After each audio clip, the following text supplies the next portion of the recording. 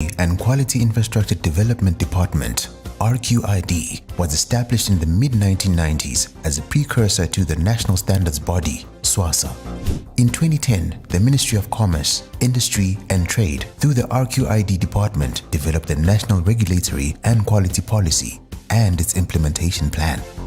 The department's mandate is development of the legal and institutional framework and infrastructure for standardization, technical regulations, quality assurance, accreditation, and metrology to achieve its mission.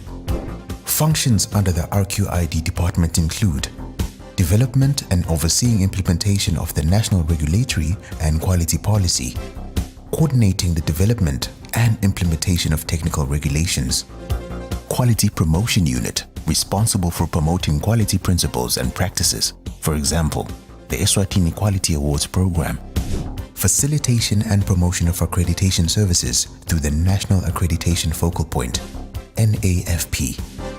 The National Accreditation Focal Point was established in 2008 as an administrative link between Southern African Development Community in Accreditation Services, SADCAS, and current or potential clients. SADCAS is a multi-economy accreditation body that services the accreditation needs of Southern African Development Community member states, which consist of 14 member states, including Eswatini. The National Accreditation Focal Point provides the following services: provision of training of accreditation standards, ISO 17025, ISO 17020, ISO 17021, ISO 17065, etc. Facilitate and promote accreditation of conformity assessment bodies, that is, testing and calibration laboratories, inspection bodies, certification bodies, etc. The Technical Regulations Coordination Office is responsible for coordinating and overseeing the development and implementation of technical regulations by the various ministries or departments and agencies in the country. It is also responsible for the identification of new legislations, alignment of technical regulations to international requirements, and ensuring that notification through World Trade Organization is undertaken. It carries its mandate through the National Technical Regulation Liaison Committee, TRLC, which is an inter-ministerial committee that advises on the development and implementation of technical regulations.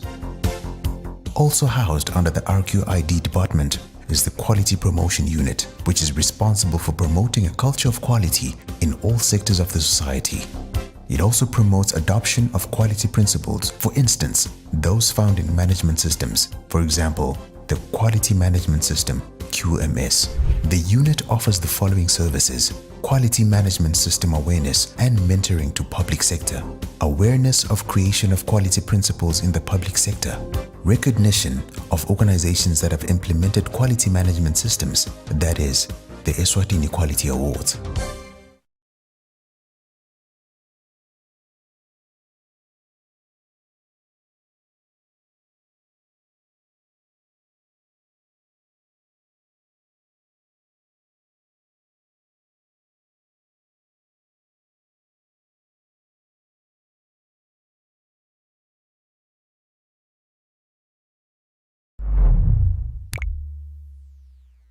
Your taxes are changing lives. Without your taxes, Nokuthula would need over 9,000 emalangeni to plant 2 hectares of land with maize. But thanks to your taxes, Nokuthula and thousands of farmers across the country can now access subsidized farm inputs at less than half the commercial rate. This cropping season, she planted all her fields for only 3,500 emalangeni. Thank you for your tax compliance. Your taxes at work. Managing your Eswatini Water Services Corporation water account just got easier with our new app. With a few clicks, you can now do so much more, like reporting faults and even send the location of where the fault is. Check your water bill and make payment. Capture your meter reading and monitor water usage. You can even apply for a water connection, be you a tenant or a property owner. Or let us know if you are changing your address by updating your information. Download the app from Google Play or the App Store and keep track of your water account. Gaming is magic. Sure, the avatars you play with might just be characters on a screen, but the excitement, that's real. If you can feel it, it must be real. And that's real magic.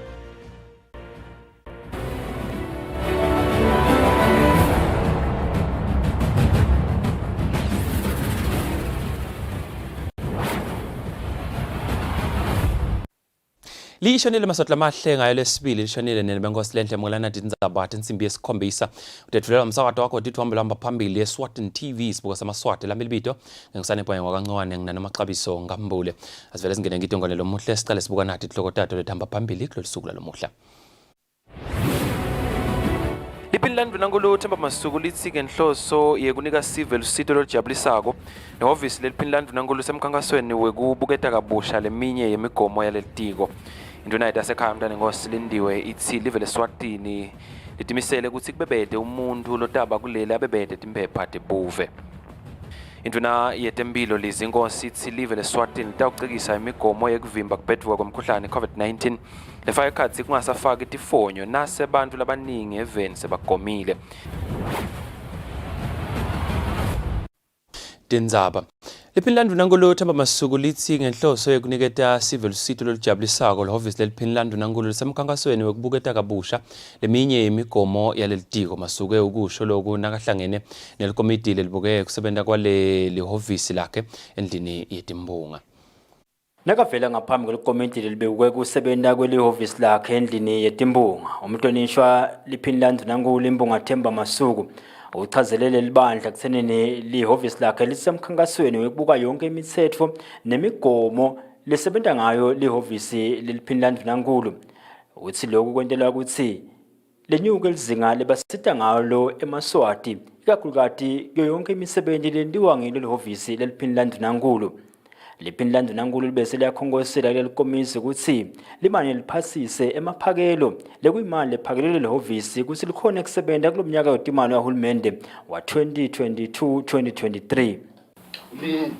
Ngenele manje umsebenzi wokubuketa imigomo imikhombandlela timiso nemithetho lesehhovisi lesisebenza ngayo kulomsebenzi yokwakha live lesitakufaka ekhatsi ubuketa umsebenzi wedisaster umthetho wedisaster wa 2006 lesifuna ukuthi sale uhambelana netimiso temhlaba ngoba si ngemalunga ato letindzaba emhlabeni siphinde silungise netindzaba letikhulumisa inhlalakahle lesithi phecelezi National Social Assistance Policies nalokuningi-ke la lokufaka imikhombandlela nje yokunakelela abantwana nokubuka lemithetho lesithi ngema-regulations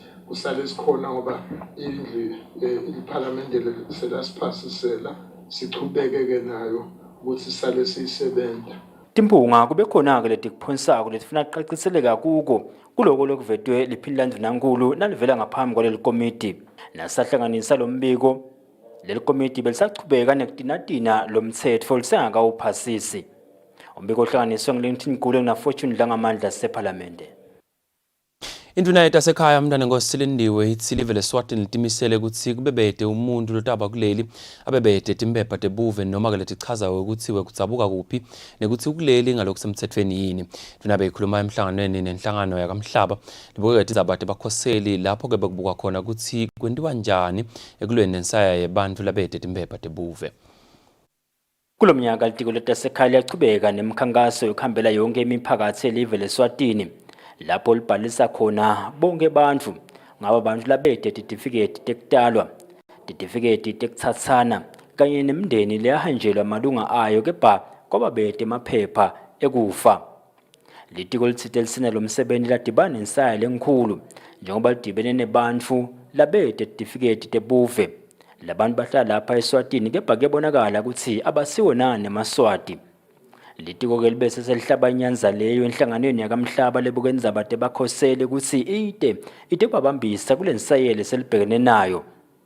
Ikhuluma emcimbini lobanjele ehhotela eHilton Garden lapha eMbabane induna yasekhaya uMthanenkosi Lindiwe ichazile ukuthi live leSwatini litimisele ukuthi kube bede umuntu lohlala lapha eSwatini abe bede liphepha lebuve neliphepha lekuhlala eSwatini ngalokusemthethweni uma ngabe akasiwa lapha eveni.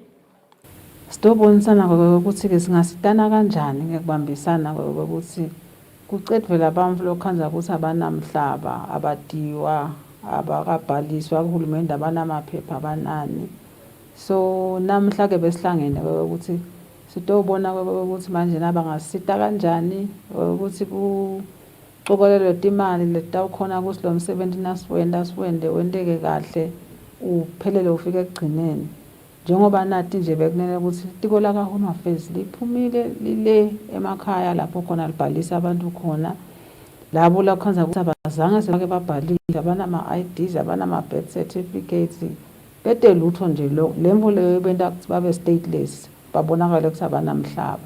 So silitiko ke singihulumende siphumile ke siye emhlabeni wemaswati etikhulwini kuyawubhalisa labantu. Labanye abakhona ukufika ngalapha ngetizathu letithile, labanye bachwalile, labanye betimali, labanye kude lot abafakazela. So sesile kubo chief ukuthi batositshela ukuthi lona siyamati ke lona walapha kazibani sitokhona kumbhalisa.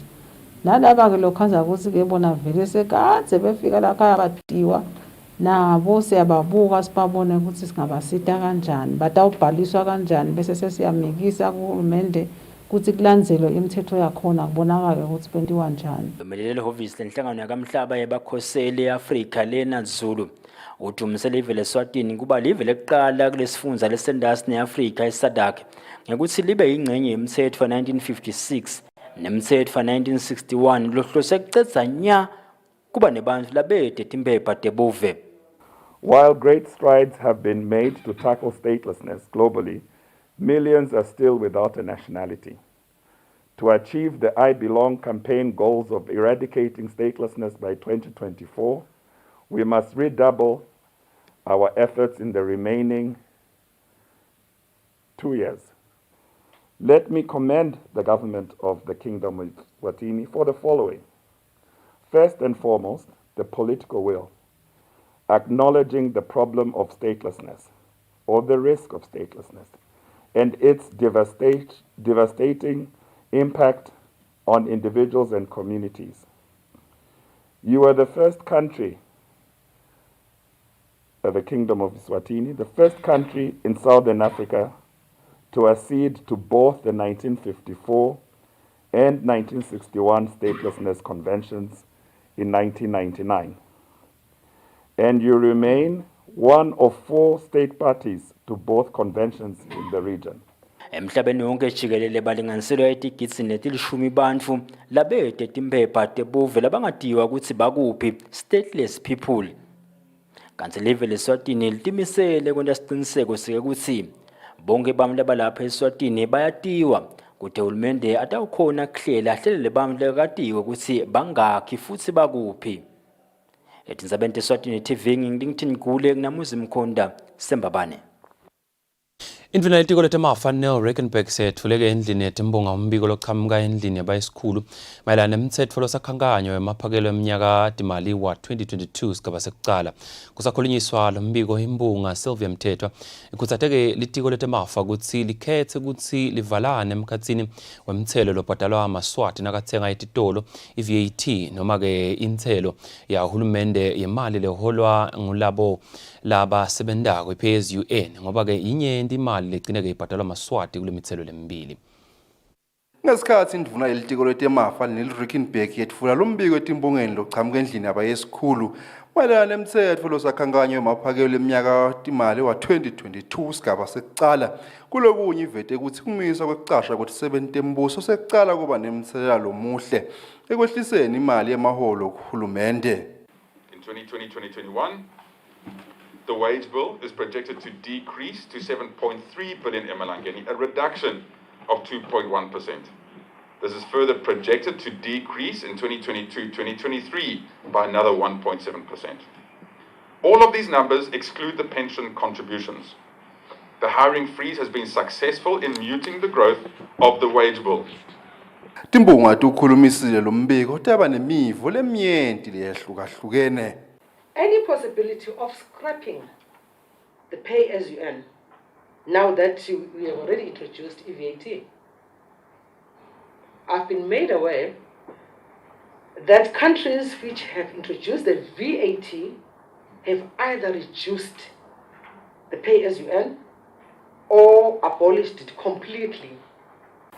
Sivile kunemsinjwanyana ngazuthi indvuna iyatikhululisela kusebenza kepha ngalapha iyatemuka ngokuthi seyitawukhuphula phezulu. Ngicela ukuthi senisichazele nebefinance le wage bill okukhulunywa ngayo yini? Umholo webantu nangabe bahola, nangabe bathasa ukunciphise, ngibani lo futhi akunciphise? Nalolo ukhulisa ngubani? Ukhulisa kubobani? Ngicela lokho senisichazele. Then sitawuphumula nakuwayana kwabo khola lenikhuluma ngabo mebhuku abakekho yonke. Ngoba labo khola lenikhuluma ngabo babona zona kwalapho kunemali.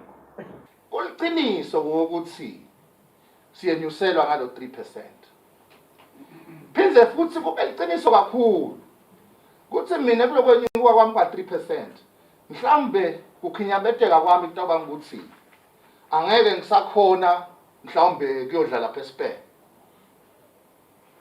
Mhlambe sekutawufunanya lo sale ngibuka ukuthi angithenge i-chicken dust. Noma ngeke ngife ngalo 3%. Geja vele ngidawukhinyabeteka. Geja kufa ngeke.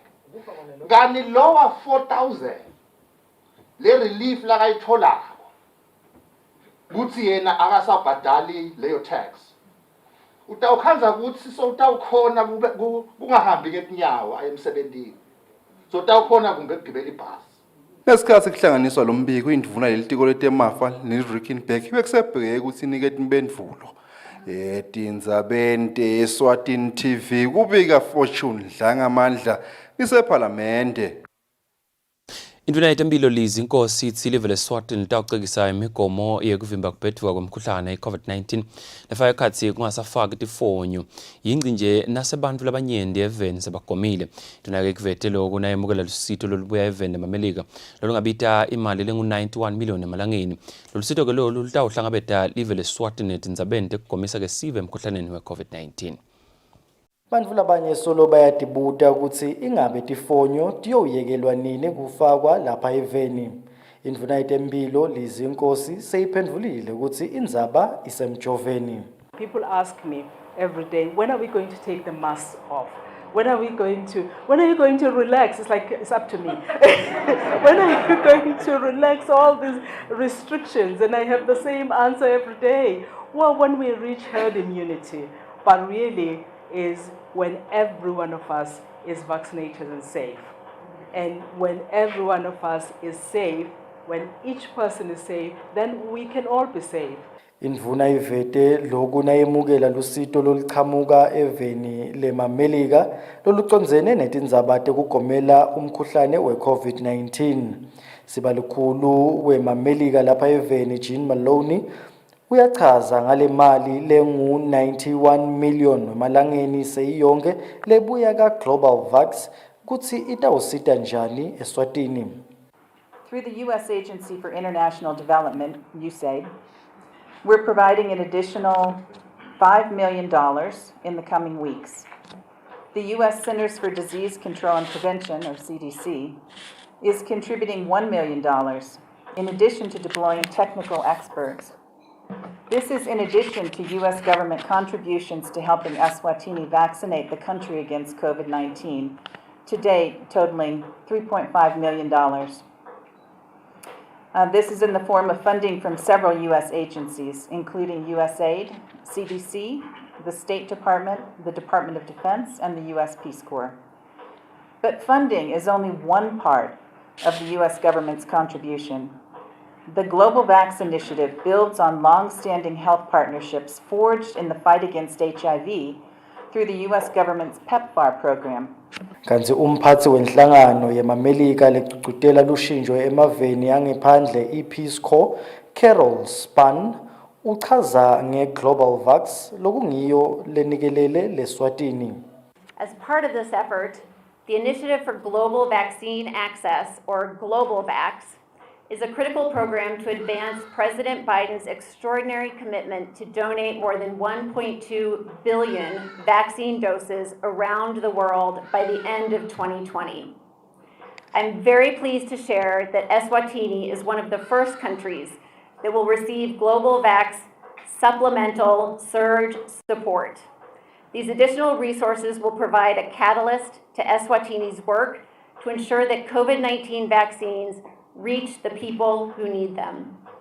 Live leSwatini libuke ukuthi litawube seline bantfu labangu 70% wemaswati labagomele lo mkhuhlane kanti kungumanje kusagome ngetudlwana kwa 29% ngalokuphelele.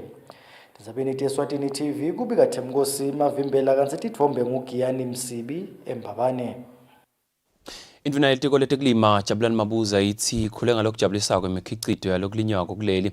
Indvuna-ke ithi nenombolo yebalimi labangeneleke luhlelo lokumukela lusito lokulima lolungaphansi kwalelitiko nayo-ke ikhulile. Indvuna yelitiko letekulima Jabulani Mabuza ithi ngephandle nje kwekukhula kwemikhicito yetekulima kodwa netinhlangothi takulelitiko tisebente kahle kakhulu. Manje aka-agriculture namasimo bese likhuni kepha nje kube nema-increase cishe kuma-production. Kungabe kusembileni kube ne-increase, for example nje umbila eminyakeni lophelile besikhicite 86,547 metric tons, kepha-ke kulo mnyaka esisuka kuwo sifikile 100,042 metric tons. Kwaba nemkhicito lonyukile kuma-vegetables, kwaba nemkhicito lonyukile kuma-fruits. So ngiko-ke ngithi generally nje kube ne-increase elitiko kusebelekile noma simo besiphambene nathi, kepha umnyaka ubona-ke nale kulama department-ke lebenisiphakele wona ikakhulukazi endzabeni temanti. Sisebentile siyathokota kubika kulo libandla letimbunga ukuthi nalo SIP2 phase 2 the main canal has been completed. Sachubeka ne-progress-ke iyajabulisa kakhulu ekwakhiweni kwalama-secondary distribution canals. Likomiti libuke kusebenta kwelitiko letekulima endlini yetimbunga lincoma lelitiko ngemsebenzi lomuhle base bacika lelitiko ukuthi linike emaswati emaplazi lahleli. Lamaplazi lawa-ke ale emakhaya akasebenzi namhlanje. Hanini lamaplazi ngoba suka le nasuka ngidiphethe akunabantu. Nalokuthi-ke ngimane ngiyasho nje ukuthi ngemaplazi ngoba indzawo naseyila ekhaseveni ungeke kwasho ukuthi liplazi vele indzawo yemaswati le sake saphathwa kulabanye abantu base bakhala endlu yemaplazi. So sikhethe sakulandzela kakhulu. Emaswati akasebenzise lo mhlaba ngoba le mhlaba lebeyikhethwa isiwa ngokusuka ngilamaplazi ngilele mihle imhlaba le ukhanza ukuthi ngakuyalinywa kwentiwa njani njani. Labantu nje labasihlupha lemakhaya le kuthiwa youth noma yinini anibafaka le lime na kuhlakulana bahlakule batotibonelana kuphela sekudliwa ukuthi vele bangemavili ayini noma bayishi. Natural resources besinaye wasiniketha lamaplazi kungabonakali nokuthi kwabobani kwadliwa njani kwayiwaphi ahleleleni kulabantu bobani bona solo kukhulunywa ngama-squatters even lenkosi kude squatter bale edlivele lenkosi wonke oliswati lalapha alisuba squatter lokumcoka ngaba squatter le ministry ngokubuka kwami ukuthi ilime njengoba asishilo sinesikhulumi ukuthi akusilime babe nayo le record baka natural resources ukuthi how many farms bahluleka kuba nayo ngalelo langa basiniketa abobani ownership and everything. When you go to deeds office kude lokuningi lokungako ngiko ke lo dwadwasi lo tawusita agriculture uma singaya nalo deep sikanye na natural resources kosi litiko labanye solo bayakhala labakhala khona ukuthi ungathi bantu belitiko abefikeli kubo sebafuna abantu kulima ngempela ngokulahleka kwemisebenzi nangokubabede kwemisebenzi evini sebafuna abantu kulima kuphela bafuna lokuthi basondelele.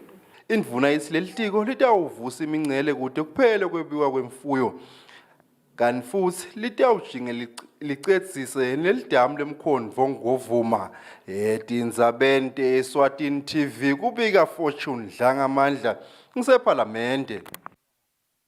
Ikomiti lelibuke kusebenta kwelitiko letinkundla endlini yetimbunga lithi bantwana bafundziswe ngahulumende wetinkundla etikolweni ukuthi batomcondzisisa kahle. Indvuna yelitiko David Ncampalala ithi-ke bantu bangakakhethwa ukuthi babe malunga ephalamende bobabe tikhulu abababude labo labangenela kelukhetfwa ngokuthi bayamsekela yini uhulumende wetinkundla noma cha kuti-ke bangede bamvukela esiswini uma-ke sebangekhathi. Ikomiti libuka kusebenta kwelitiko letinkundla etimbungeni likholelwa ukuthi ilitiko letinkundla ngilona lingumgogodla wahulumende wakuleli ngakho kumele liphakelwe imali lethe caca kude likhona kusita sive. Aphindze futhi yathi etikolweni bafundzi abafundziswe ngahulumende wetinkundla. Angaba mncane lo mntwana ngempela akade. Angaba semkhatsini lo mntwana ngempela akade. Angaba mdzala-ke vele uyati. Yesiqoqo labantu. Banana zingikhala ngathi nje sawona semgwabela wekhona. Wathi ungakhuluma mina ngathi ibita usungakasimelani. La emkampeni bathi uba besifani manje wathi ngakasimelani lapho. Basi nayi le moto akuthi itena lo mkakhe. Angathi litiko imfihlo yalo lengaba nalo kusheshisa basilungiselele ukuthi bantu abethu badi ngaletinkundla. Bantu abethu abadi 99.9% ngaletinkundla. Fana nokuthi siyababamba nje abadi mbamba. Nawuthi conza tinkundla tibuyisa similo kumuntu wati ukuthi live liphethwe kunabo babe boshifu kunawo onke ama structures la khona ngithi ke sihlalo esihloniphekile sengidivile timbunga tibeka kungaba kusho nje ukuthi awu le mali lengena kuleli tiko ngikhanzo ngathi incane. Indvuna yelitiko letinkundla David Ncampalala yithi kumcoka ukuthi sive sifundziswe ngahulumende wetinkundla kude sitamconza. Iyadinga ukuthi njengoba timbunga tithinta indaba lenje kuna EBC lone mandate lenye naye yokukhomba kumkhombandlela athi sikhetha luhlobo lolunjani lwebantu. Akangefiki-ke naye EBC ngoba lokakhona enyalo nje siyambona 2023 akube khona lokuthi masuka lelukhethwe kube into kuyafundiswa nje ukuthi luhlobo lokufanele silukhethe lwemuntu unalo nalokuthi EBC unayo le policy yohlobo lwemuntu mase lukhethe lukhulunywa ngetintumo luluhlobo lolunje kube sonke besingaphuma siyele siveni live litawubuya nanjalo tawubuya live. Indvuna Ncampalala yithi titawugciniswa tekuphepha etinkundleni telakuleli kulandzela tigameko tekushisa kwato wathi lokhu kufaka ekhatsi kufaka kwama-CCTV cameras. Tindzaba Eswatini TV kubika Fortune Dlangamandla ngisephalamende. Itiko letempilo seletfule ngalokusemtsetfweni umsebenzi wocwaningo sifo sesifuba sengati legwamile. Umcondzisi wetempilo Dr. Vusi Magagola uthi lokho kutawusita live ukuthi likhona kubamba lesifo kusenesikhatsi kuti-ke bantu belapheke. Kwenteni lokho live selitfoleke nemishina yesimanje manje letawusita-ke ekupopoleni lesifo.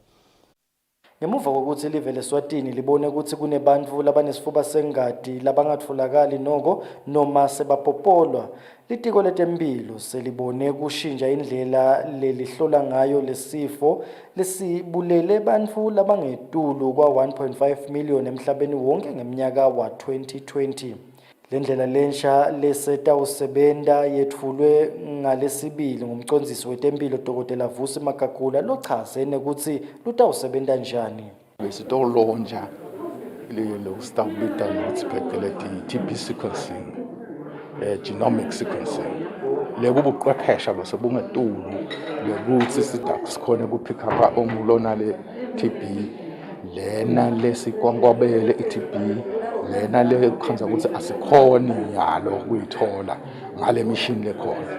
So lona ngumphini lomusha iplatform lensha esisayisebenzisa ukuthi isheshe ipick up kungasali umuntu lotawusala ngaphandle angalashwa kanti unalesifo se-TB lesikwangwabele. Kuba nemishina yekutfola lesifo sesifuba sengati lesigwamile ngulenye intfo, kodwa ngulenye indzaba ukuthi ingabe labantu labatawusebentisa lemishina sebacijiwe yini ngekucinisekisa ukuthi bawusebentisa ngendlela lotawunika sitfombe lesingiso ngalesifo na.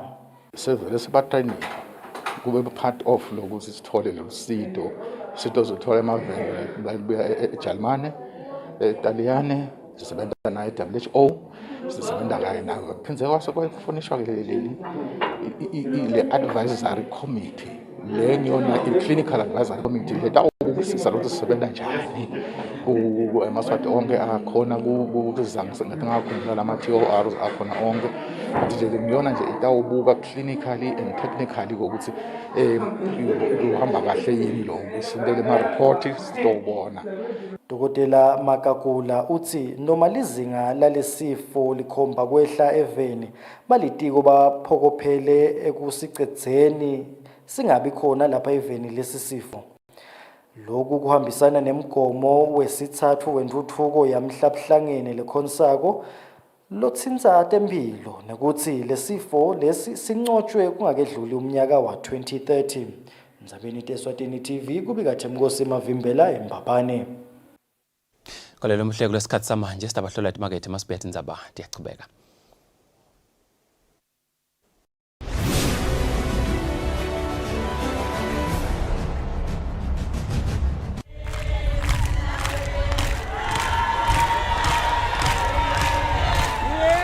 Sona lalela sikutshele Tindzaba letibuye enkosini uyeswana uthokandaba luthango lonke lakahowo aliphelele esigodlweni ebuhleni luphelele nebugani bakhe ngumhla tilishumi nesiphohlongo kuyothi ngemgcibelo engomeni yakhe ngelisonto ayachithwe emabutho bophezu kwemkhono bayethe wena phakathi bayethe wena phakathi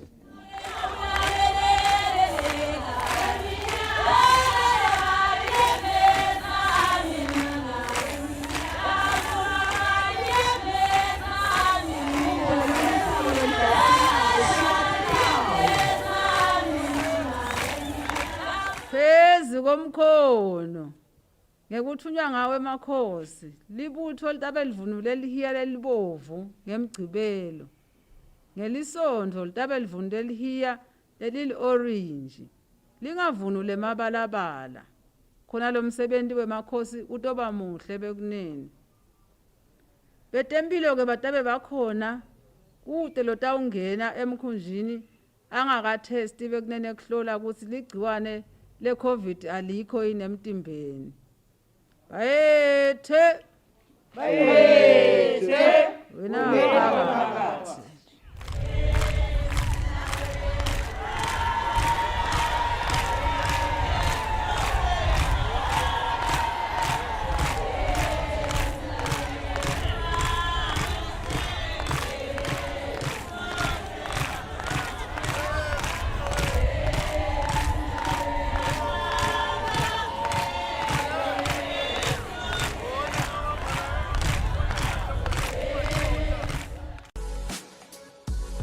Financial Services Regulatory Authority is your non-bank financial services regulator, which ensures high standard of business conduct by financial services providers, fair competition for benefits of stakeholders, efficiency and orderliness of the industry, protection of the stakeholders' interest, public awareness of benefits and risk associated with different kinds of financial products and investments. FSRA. Supervise, grow, protect.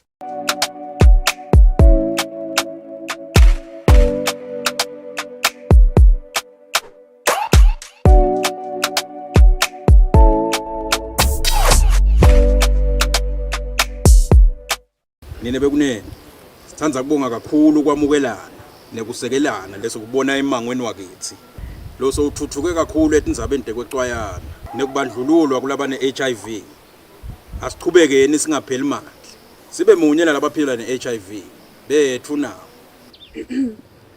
Sivusele kini nonke bomcane. Sicela kubonga kakhulu endlunkulu nasemangweni ngekuma nathi singilabaphila ne-HIV. Sikhuluma nje sesiyakhona kusitakala njenga wonke umuntu endzaweni. Noma umuntu wathi ihambela nje asisasibo bomakhonjwa ngenhloko. Siyabonga bomaziya kuma nathi. Kuva kabandi shayela 1212.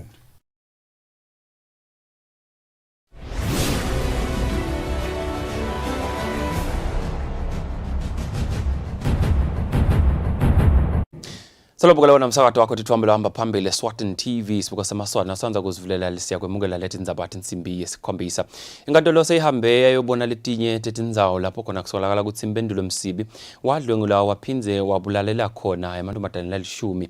Tindzawo letibukwe inkantolo ngalesibili tifaka ekhatsi emoyeni esiteki emareikambu kamanzini kashali kanye nasemasini esitokoto kuletindzawo leti lebedehanjwa umfakazi wembuso loliphoyisa bekahamba kayatshela enkantolo lakuthola nabaphenya lelicala.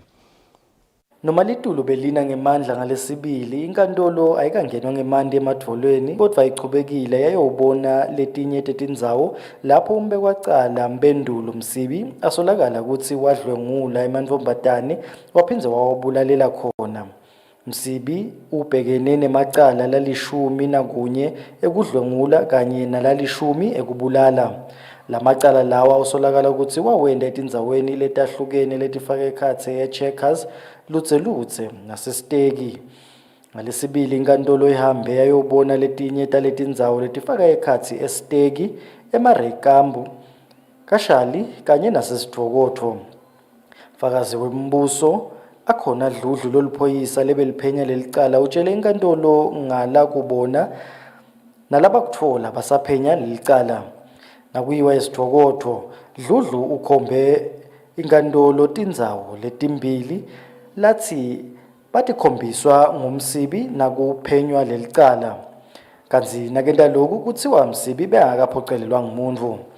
Kuletindzawo leti ngulapho kwatfolakala khona tidvumbu temantfombatane lamabili lokwakubozwakele Shongwe nasekelile Mtsetfwa. Dludlu utshele inkantolo ukuthi omabili lamantfombatane atfolakala afile ehliswe nekwekucalela ngephansi. Dludlu uchazele inkantolo ukuthi umufi longuzwakele watfolakala eplazini lalobeka ngusomabhizinisi Robert Zwane kanzi umufi longusekelile watfolakala ngcwatshwe eceleni kwelusushwana. Dludlu utshele inkantolo ukuthi Msibi wabatshengisa nekuthi lifosholo lalisebenzisa kungcwaba sekelile walifihlaphi noko uthi lelifosholo abalikhanzanga njengoba takhamuti tilitfolile talimikisa emaphoyiseni kulandzela ukuthi tifune sekelile labe njengoba besekalahlekile. Dludlu utshele inkantolo nekuthi umsolwa bekahlala kazonke khumalo nakenda lobucala lobu asebenta khona. Mmeli wamsibi Thembumenzi Bhembe uvetile enkantolo ukuthi umsolwa uthi lendzawo leseceleni kwelusushwana ayisafani nangesikhathi beta nemaphoyisa kucala. Dludlu ukuvumile lokhu washo ukuthi kungendeka sekugubhe tigulumba letilayisha sihlabathi. Inkantolo ibese iqhubekela kahlathi lapho beyiyobuka khona lenye indzawo futhi lapho kwendeka khona bucala. Kulendzaba umbuso umelelwe ngumshushisi lomvula hlophe kanti lendzaba isembi kwelijaji Mzwandile Fakutse. Tindzabeni Eswatini TV kubika Themkosi Mavimbela eSidokotho. Kulethi buya ngaphandle kwakuleli maphalane wamhlahlangene Antonio Guterres uthi kuyashaqisa lokwendeka eveni le-Ukraine. Lempi ke seyingene elangeni layo langemashumi lamabili kusukela ke live le-Russia langena ngendlovu yangena khona e-Ukraine. Ukraine is on fire. The country is being decimated before the eyes of the world. The impact on civilians is reaching terrifying proportions. Countless innocent people, including women and children, have been killed. After being hit by Russian forces, roads, airports, and schools lie in ruins. According to the World Health Organization, at least 24 health facilities have suffered attacks. Hundreds of thousands of people are without water or electricity. And with each passing hour, two things are increasingly clear. First, it keeps getting worse. Second, whatever the outcome, this war will have no winners, only losers. Kanti ngakulokunye Antonio Guterres uthi lembe leqhubekako itaba nemthelela lomubi ehlangothini lwekudla emaveni lasathuthuka ikakhulukati kulelivekati le-Afrika. There is another dimension of this conflict that gets obscured. This war goes far beyond Ukraine. It is also an assault on the world's most vulnerable people and countries. While war reigns over Ukraine, a sword of Damocles hangs over the global economy, especially in the developing world. Even before the conflict, developing countries were struggling to recover from the pandemic with record inflation, rising interest rates, and looming debt burdens. Their ability to respond has been erased by exponential increases in the cost of financing. Now, their breadbasket is being bombed. Russia and Ukraine represent more than half of the world's supply of sunflower oil and about 30% of the world's wheat. Ukraine alone provides more than half of the world's food program's wheat supply. Food, fuel, and fertilizer prices are skyrocketing. Supply chains are being disrupted, and the costs and delays of transportation of imported goods, when available, are at record levels. And all of this is hitting the poorest, the hardest, and planting the seeds for political instability and unrest around the globe. Grain prices have already exceeded those at the start of the Arab Spring and the food riots of 2007-2008. The FAO's Global Food Prices Index is at its highest level ever. 45 African and least developed countries import at least 1/3 of their wheat from Ukraine and Russia. 18 of those countries import at least 50%. This includes countries like Burkina Faso, Egypt, Democratic Republic of the Congo, Lebanon, Libya, Somalia, Sudan, and Yemen.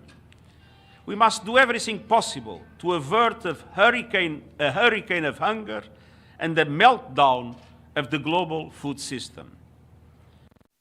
Mazatla mahle kulesikhathi manje ashaktele sekhona imathatha kamhlaba samukela nangombiko wetimali. Standard Bank. It can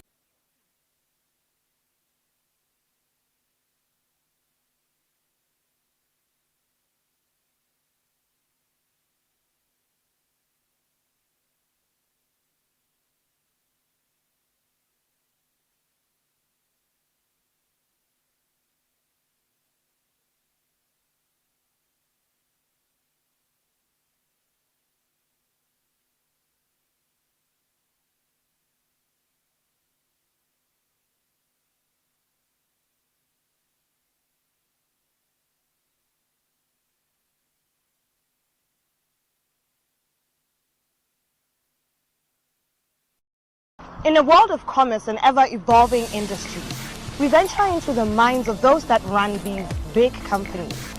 On this show, We take you into the human stories of the giants with the vision, the big ideas and where all this inspiration. Today, I have the pleasure of introducing to you Mr. Pedro. My story began 1974 in Princess Marina Hospital in Gaborone, where I was born. So I was born, I'm a Gaborone guy, I was born here. I ended up, I did my part 1 here, and then I ended up transferring to Scotland, where I studied my architecture. Oh, nice. From here to there. When I first started Cigar Lounge, I wanted to run it for 2 years. I just said, I want to try it for only 2 years. After 2 years, then I'm done. I don't know what happened. The next thing, it was 5 years, and I was still in it, and I guess I was enjoying it. Yeah. And a lot of people used to ask me, how do you balance the two? Because during the day, you are like at the architectural practice, and then in the evening, you are like at Cigar. And a lot of people, like you mentioned earlier, a lot of people don't even know that I do architecture. People just know me as Raskanta. Raskanta go Cigar. I was not going to go there, but okay.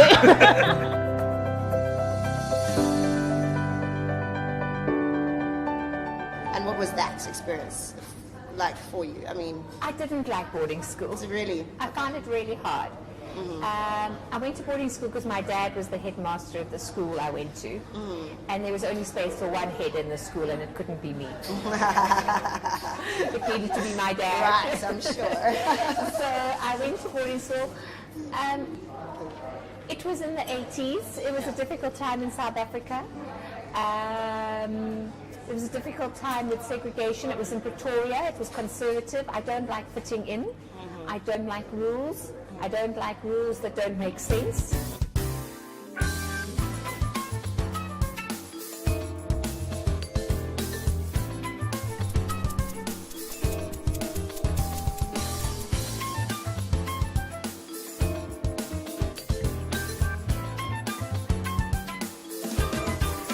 Okay, I am Madam Khubusang, born Malili in Seroe. I am the youngest of 7 siblings. I'm a mother, I'm a daughter, I'm an entrepreneur. Okay. I call myself a creative. I'm also a foodie. I love playing around with food and telling stories.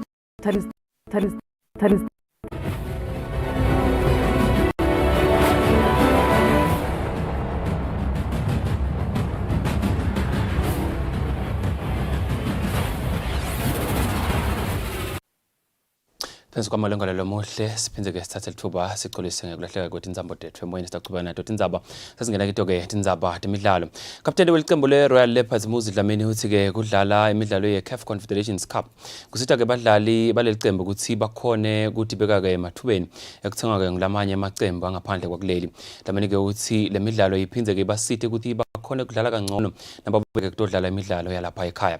Dlamini bekhuluma nalomsakato ngemva ukuthi licembu lakhe likhale phansi emidlalweni lemine yenzebe CAF Confederations Cup laba idlalile.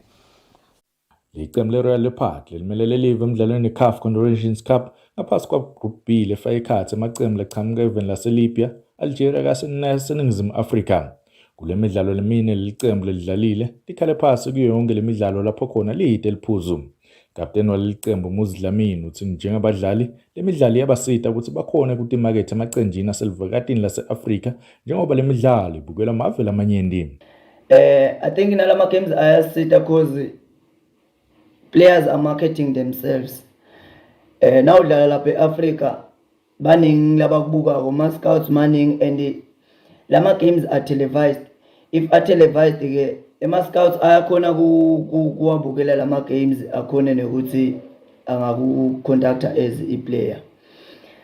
Ngicabanga ukuthi kulo 2 games losele sitawuzama kakhulu si Royal Leopard ukuthi at least sicede le games lama games lang2 sinawo emapoint.